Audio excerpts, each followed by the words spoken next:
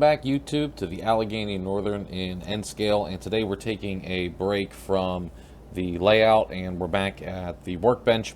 You will notice that obviously, since sitting in front of you is not the cargo ship, the cargo ship is obviously complete. It's off the workbench, and so for those of you who have been following me on Instagram, you know what that final model looks like, and for those of you who are not following me on Instagram, you are going to have to wait for the January update to see that model. Now, what I've got in front of you here is an Eastern Seaboard Models. It is a Conrail XPC. So, and as it's noted, it's already been re-stenciled, and you can see that they've re-stenciled it, patched it out. And so, this railroad has, or this car has a history, right? It was somewhere else when Conrail took over. It remained in service, so this car has been on the road. It's been in service. It's seen some miles, and so it's a little too shiny for that. So this is a fantastically detailed model. I really like it. I've never heard of Eastern Seaboard Models before this car, but I will be looking out for their items because this is a very nicely detailed car. Body mount couplers, which are always fantastic. So let's go ahead and get into what we're going to be doing here. So I want to show this car some love, and basically what that means is anywhere that's not patched needs to get heavily weathered, and the areas that are patched, I'm going to decide as I go along here whether I'm going to weather them at all or if I'm going to make it fresh out of the paint shop.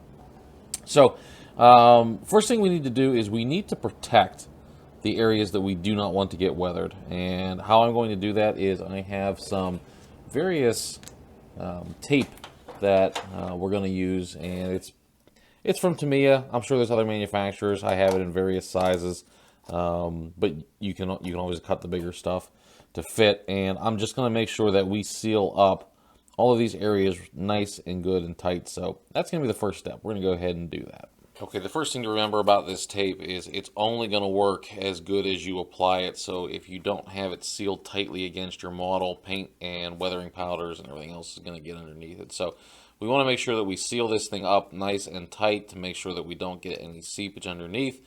Once you do that, and simply it's just a matter of using your nail basically and pressing it in tightly against the detail. But once you do that, you will ensure that your paint won't get under there and ruin your patch job. So go ahead and cover the whole model, pretty much in that fashion.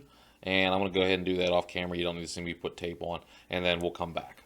Okay, once you get it masked off, it's going to look something like this. Now, I know there's other techniques you can use, liquid masking and that sort of thing, but it will, it'll basically get you to the same point because all you're doing is trying to protect that detail. Now, the last thing that we're going to do is we are going to give this a very good coat of dull coat. It's going to do two things for us. One, it's going to help seal our tape a little bit better because we did go over a lot of the small details, which don't give you a perfect seal. I don't know if you can see that or not, where the little shadows are, but there's, it's not a perfect seal, even though I've pressed it as damn hard as I could. And it'll give it a bite as well for our weathering powders and future paints. It also gives us a 0 mark. So, with enamel and spirits, you can basically remove paint mistakes if you can without damaging the paint underneath to a certain extent if you've got the dull coat on first. So we're going to go ahead and spray the whole thing with dull coat, and then we'll get ready to start our modeling. Okay, our next step, now that we've dull coated our car, and that's done a couple of things. One, it's given our weathering powder something to bite onto, and two, it's helped sealed our masking tape to the model so that we don't get anything sliding underneath our containment there. So what I'm going to do is I'm going to provide some basic fading to the car, and that is going to be through grays and white weathering powder. And I don't care which you use. I have the Monroe weathering powders. I also have pan pastel, and I'm going to probably end up, before this car is done, using a bit of both. But now that we have that dull coat on there, we've added a texture basically to our car, and that's going to give whatever powder you use something to bite onto. So at this point, the intent is not to do detail weathering. because what we're going to end up having to do is take another coat of dull coat over this thing to seal our weathering powders before we move on. And so any sort of fine detailing that you're going to try to achieve in the powders is probably going to get washed off. What we're looking for is something that looks more like this, and it's just a dulled grade color. And so what I'm doing is simulating not only dirt and grime, but also just like everything else that is painted, gets faded by the sun. So I'm trying to highlight the deeper areas where dirt would settle, along the molded in rungs, the door details, things like that. And what I don't want to do is I don't want to put on a ton of it, and I want to brush probably most of it off of here, just because that is, this is not the final color that we're looking for. When you're doing this step, if you notice that your colors are getting too dark and it's not what you want, first of all, you may be using the wrong powder. Second of all, you can always take a damp cloth, not wet, damp, and take some of that material off. So we're going to go ahead and get both sides of this car covered in a gray, and all I'm doing is brushing it on. This is a very soft brush. You can use a makeup brush if you want. Our goal here is not to, work this over so much that that we pull our tape off or anything. We just want to get a nice coat on there and then brush it right off. And so we're looking for something like this. And I'm going to do all four sides. We are going to use weathering powders in a couple of different phases here, so don't I'm not going to show you everything, but just because it's going to get very repetitive here. But go ahead and get your roof too, because you're gonna have some grime built up on the roof. And once again, I'm not being real particular where this material goes. You're going to see that it's going to stick wherever the dull coat is heaviest, because that's going to give it the bite it needs to stick to your car. If you skip the dull coat phase for some reason, maybe you don't have it or whatnot, this is not going to look like this. In fact, most of your material is probably going to brush right off. So if you don't have dull coat or some similar varnish, then you're going to need to get that before you move on.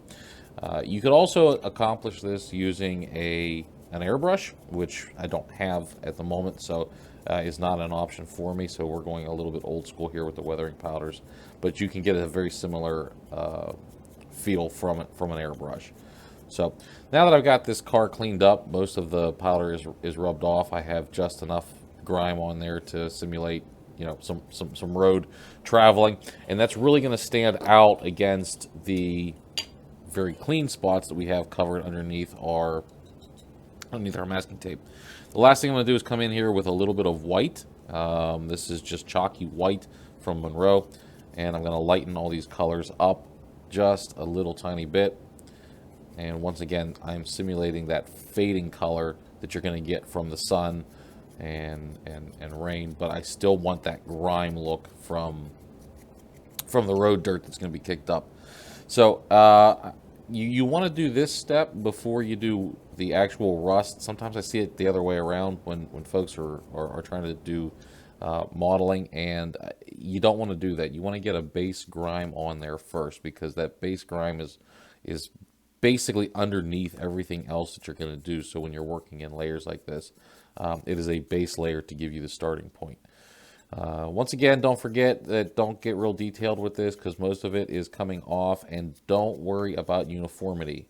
You don't have to hit every powder in every area, because in real life, things don't weather necessarily evenly.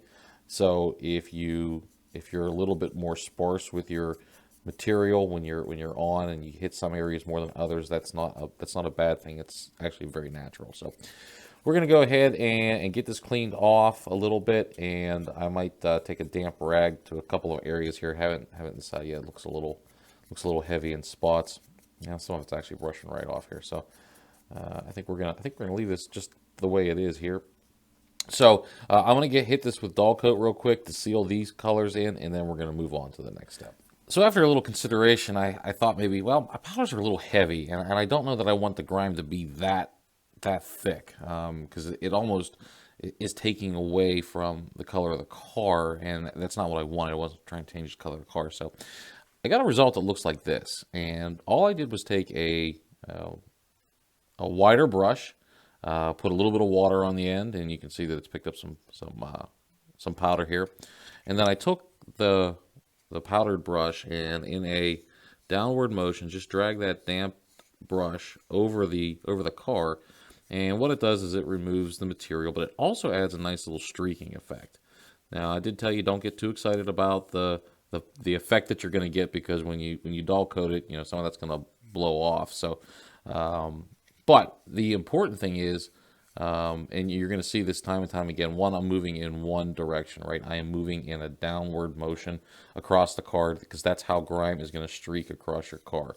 Whether it gets blown up from the trucks or comes down off the roof from just, grime, what's going to eventually happen is, as this car is moving, it's going to get in the rain, and water is going to run down the side of the car, and that is going to force all the dirt to basically wash in one direction. So keep that in mind as you're working, and then you can get a car that looks, it's dirty, it's grimy, it's not the clean color that we had before, and that is exactly what we're looking for. So there's the roof, there's the side of the car. This is ready for another coat of dull coat. Okay, so after you have applied your second coat of dull coat, you've sealed in your weathering powders, we are going to use a Tamiya panel liner, and I'm using brown. This is one of many colors that they make. I think there's 6 or 8 of them, and they're browns, blacks, grays. They're colors that are appropriate for weathering ships and bringing out the panel liners in ships. But they work wonderfully on our model railroad cars and locomotives as well. I've even used some on the buildings. And what you're going to do is apply it along all the ridges, so that you're going to get an effect that looks just like this. And the reason that the second coat of dull coat is very, very important is because obviously when this stuff is wicking around your model, it is going to take the powder off if it's not sealed. So we want to seal it to make sure that we keep our weathering powder and we bring out our sort of rust-colored, dirty-colored details here. So let me change the camera angle here, and I'm going to show you exactly how to do that on this side of the car.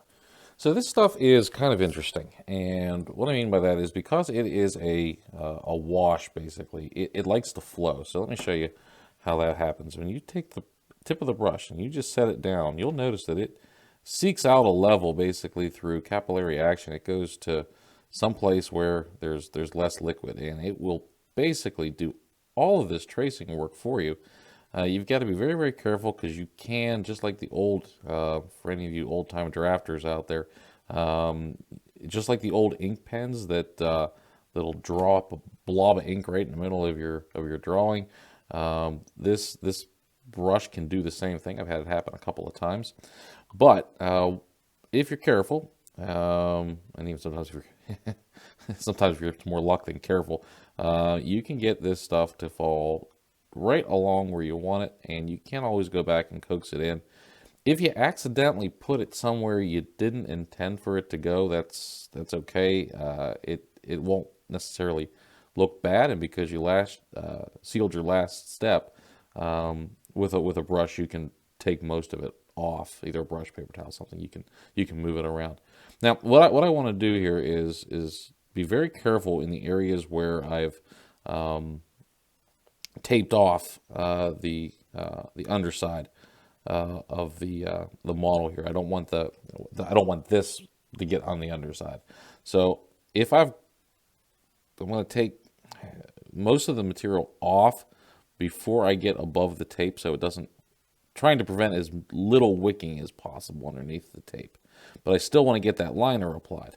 I have a funny feeling when we take the tape off, you're going to see that some of this stuff did get under the tape, and we're just going to have to deal with that when we get there. But it's just, unless it was a perfect seal, and even then, this stuff gets pretty much everywhere.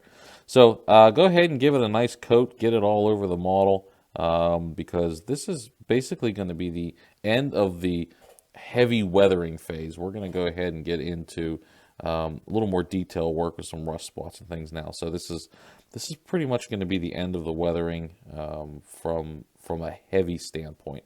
From here on in, it's going to be just detail work. Okay, so for our next step, we're going to let this dry, and you can, and I've done this technique on some of my other weathering models and videos, you can add additional washes and mix colors and get them pretty unique as far as the end result of the wash. But in this case, I'm not interested in that effect. I want this color to be this color, and I want it to dry just as you see it. So we're going to let this sit. We're going to let it dry. It's probably going to take a little bit because you can see some areas are a little bit heavier. But basically, I want all of that color to set up before we go on to the next step here. And as you can tell, we're getting pretty grimy, which is what was our effect because this car has been around for a while, and the only areas we want clean are our painted spots. So we're going to let this dry, and then we'll be back. Okay, while our car is drying off in the background, I am going to touch on something that almost everybody skips, and that is the underside of your car. And if you look at this particular model, the detail on the underside of this thing is phenomenal. And because so much of it hangs down below the actual car body, you're going to see a lot of it. So leaving it as a shiny plastic, that's not good. We don't want to do that. So if you're one of those people that ignores the underside of your car, we're going to try to break you of your habit right now. So what I'm starting off is a Railroads wash. It is from AK Interactive. It's part of their weathering effects, and it is a wash just like the wash we used on the car. So it is a brown in color, and it's real good at bringing out details, not adding a lot of color, just sort of a highlight. And that's exactly what we want to do here, because for those of you who skip the underside of your car, you're not necessarily wrong. Most of this detail does not get seen. So we just want to bring out some highlights to areas that might get seen. So I'm going to go ahead and cover the deck, the bolster supports, all of this area that is under the car, and that includes these coupler boxes, because on this particular model, the coupler boxes do have a color that matches the car, and it's not going to stay that color very long because it's under the car and there's going to be road grime. So we're going to go ahead and get this nice brown color on everything under here. Once we do that, you should be able to see where all the detail is at for the various air hoses and reservoirs and that sort of thing. So after that, we want to come in with some detail colors, and I'm going to use AK Interactive's Earth Effects. And for this, we're going to go a little bit smaller brush, and we're not going to go putting this stuff quite everywhere. Just bring out some minor details in some areas. And of course, I happen to pick the one that is stuck, so bear with me here while I open this up. All right, so now we're going to go ahead and... So this is a little bit of a lighter brown. It's kind of a mud color, I guess. And you'll note that I'm applying it while everything else is still wet, and there is a reason for that, and that's because I want these colors to blend. I mentioned earlier that I did not want that on the car body, but on the underside here, I absolutely want that mixture. So we are now on the model blending our earth color and our Railroads wash, and you're going to see that that is going to result in a very cool effect on the underside of this car. Now, if you don't like the effect that you get and you want to do something else, this stuff is an enamel based, and with some spirits you can get this off. Be careful, because different enamel washes will affect plastic over time, so you don't want to do anything that could potentially damage the underside of the car.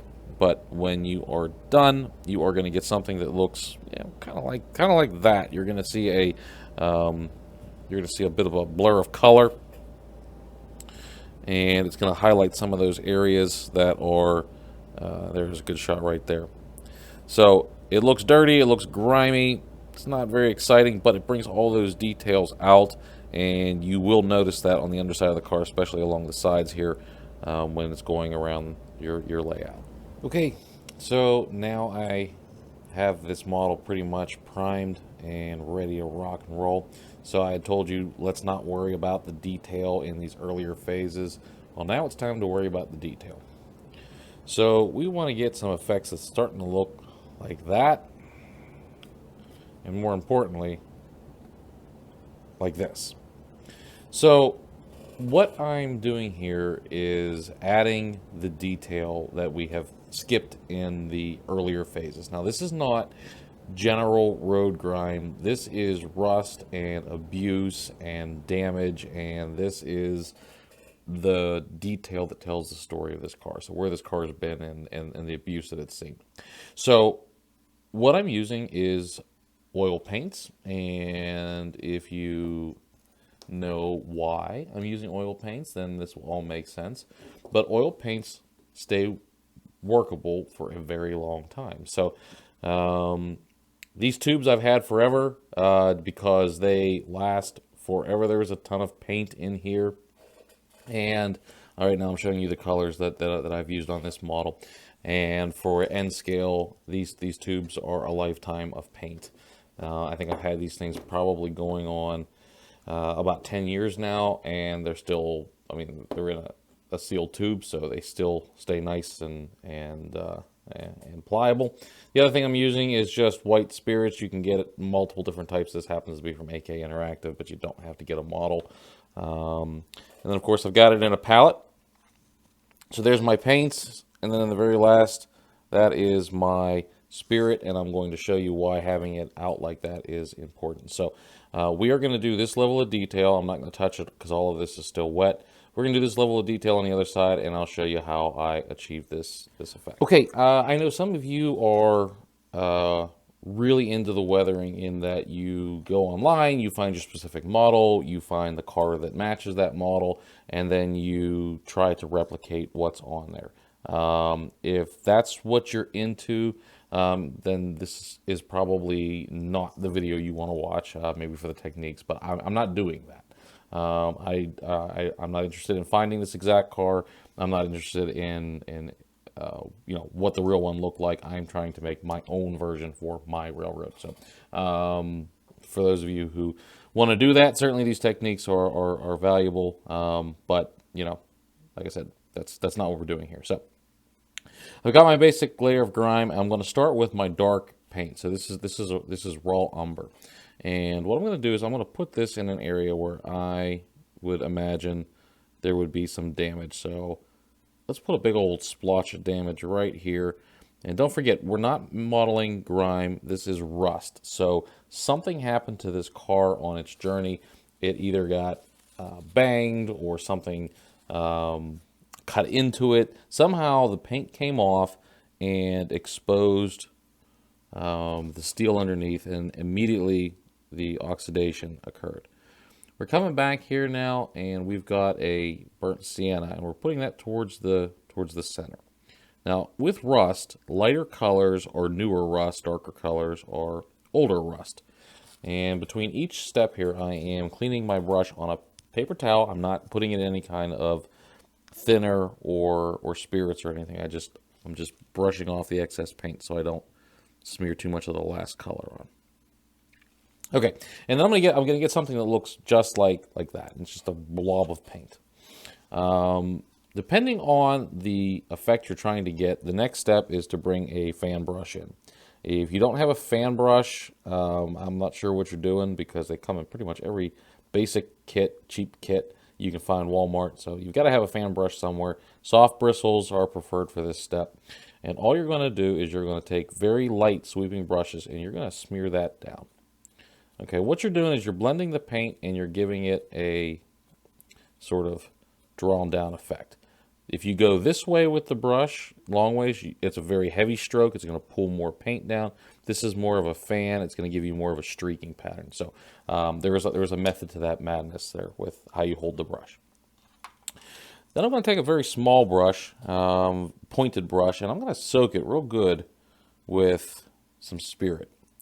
And now I'm going to take that white spirit onto here, and I'm just going to move this paint around a little bit.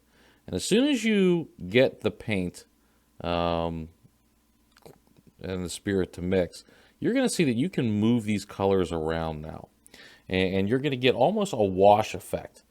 If it gives you the look that you're going for, then you can stop. You're done.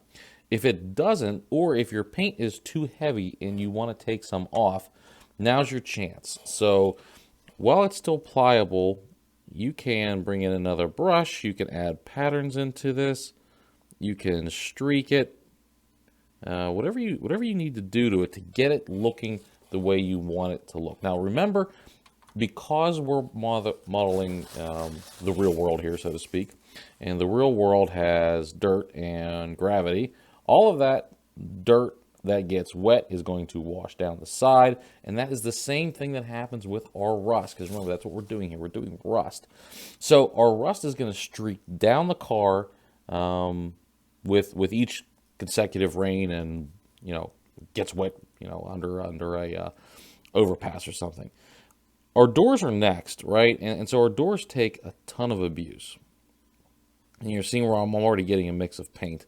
So I'm going to just take this and I'm going to basically dab it all across the doors and the door mechanisms here. Everything that would move on this boxcar, I'm going to hit with this rust paint, because by now all of the paint that was once protecting this car is starting to chip off, and workers are slamming it and whatnot, and this car is just destroyed from years of hard service.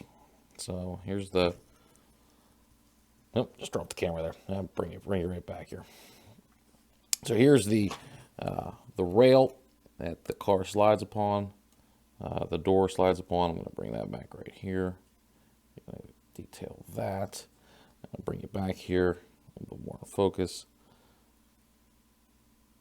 And in this step, you're going to want to do a couple of things. One, you're going to want to be careful where you put the paint. It's not willy-nilly, although, yes, you can remove a good deal of it with the spirit. You don't necessarily want to put it somewhere that you don't want it.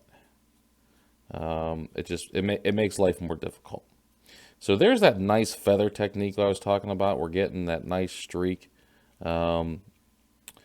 This goes under the category of too much of a good thing is bad. So once you get something that you look like, what you want, do not add another step. Do not go back to it. Do not touch it, because all you're going to do is mess it up, and it's going to be impossible to recreate that technique. So I like this pattern that I've gotten here. I'm going to leave that alone. That is, as far as I'm concerned, is done. Down here, I'm going to put a little more spirit on this bottom door and get this a little more washed in.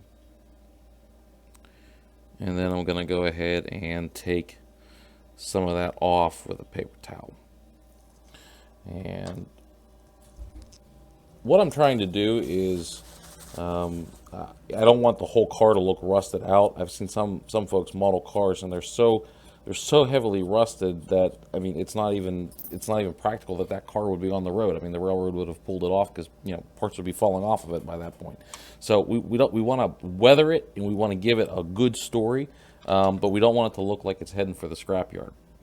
Now, if you are modeling a scrapyard, or you are modeling a train that's destined for the scrapping, a train of dead soldiers, so to speak, then that last comment doesn't apply. You can go ahead and make that thing just as nasty as you want to make it, because that's it's at the end of its life.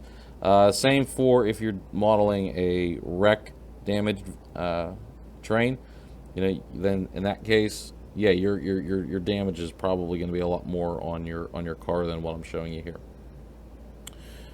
Okay, the other thing that you may have noticed is I had a couple of very light colors that were they were oranges and yellows, and that represents your new rust. So that is the rust that has just occurred.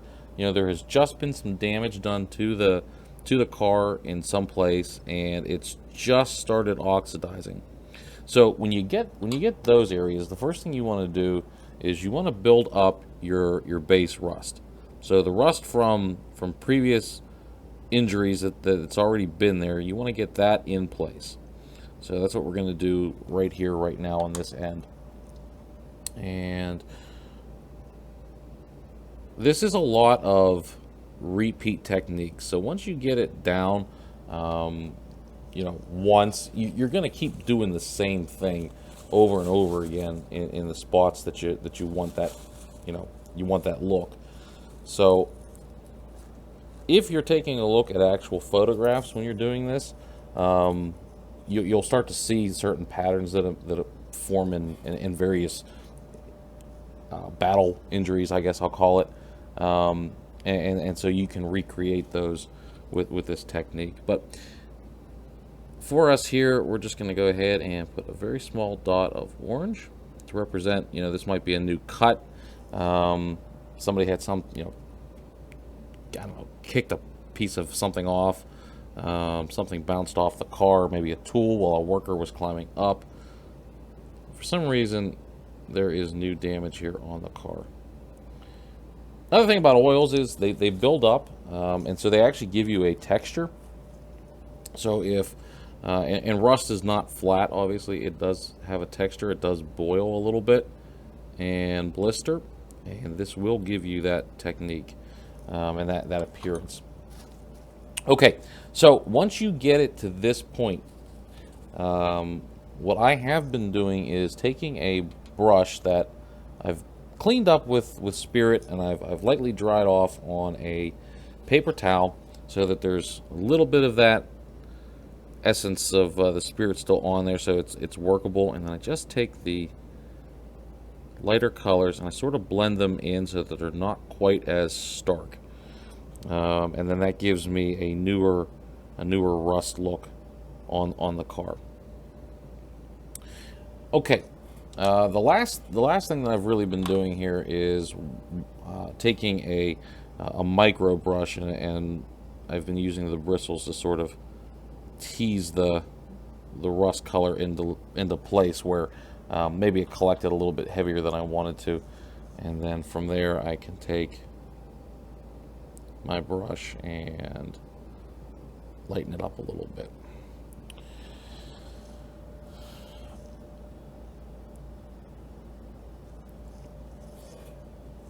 One other thing that we're going to do here, and this is probably going to be the last for this particular car, I want to represent a scratch, something that has occurred, you know, probably because a careless forklift driver took the forks of his fork truck while he was at a loading dock and dragged it right across this car. So what we're going to do is we're going to put a nice big swatch of paint there, and then we are going to lightly fan that down just like that. Now don't worry about that technique, because don't forget, we're losing that, right?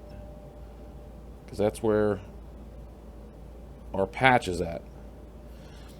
Okay, so now that I've got that there, I'm going to come in here with just a little bit of some of the lighter reds and browns. I'm going to add some battle damage to our car.